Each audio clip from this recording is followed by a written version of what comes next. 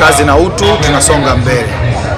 Leo siku ya tarehe 4 mwezi wa 8 mwaka 2026, nimebahatika kufika kwenye maonyesho ya Nane Nane hapa Morogoro, na nimefika kutembelea banda letu la halmashauri ya Kisarawe.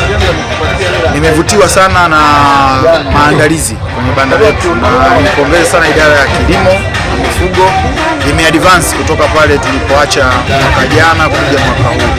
Tumeona wafanya biashara, tumeona bidhaa za kilimo, tumeona bidhaa za ufugaji, lakini zaidi ya yote, moja ya jambo ambalo limenivutia sana ni link, muunganiko ambao upo kati ya hao wajasiriamali na idara ya maendeleo ya jamii.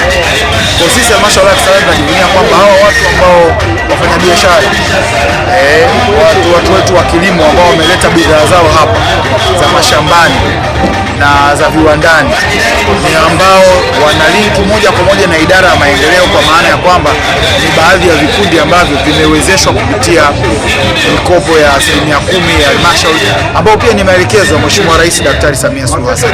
Tunapongeza sana idara ya kilimo, lakini pia nitumie fursa hii kuwakaribisha sana watu wote ambao mtafika Morogoro kwenye Nane Nane. Tembeleni banda la Kisarawe, mjionee bidhaa zilizoko na mnunue bidhaa za wajasiriamali wetu, lakini vile vile mjionee mbegu na namna bora. Ushauri pia wanatoa kwa wale ambao wanatamani kufuga vizuri.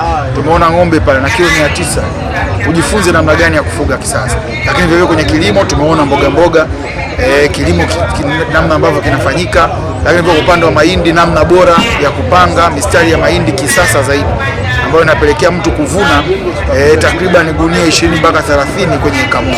Kwa hiyo asanteni sana, karibuni Nane Nane, karibuni banda la halmashauri ya Kisarawe. Naitwa Nyahori Mahumbwe, kaimu mkurugenzi mtendaji wa halmashauri ya Kisarawe. Nawakaribisha wananchi wote wa mkoa wa Morogoro, lakini waheshimiwa madiwani na watumishi wenzangu wote wa halmashauri ya Kisarawe, tuje kwenye banda la Kisarawe tuone mambo tuliyoyafanya kwa mwaka mzima hapa ni Kisarawe, na leo tumekuja kuonyesha kwa wananchi wote. Nimetembelea vikundi vyote, nimesikiliza maoni yao kwa umakini sana. Mimi na wataalamu wenzangu tunaenda kukaa kuyachakata na tutayaboresha mwakani, yatakuwa mambo bamba. Na wakaribisheni sana, karibuni sana.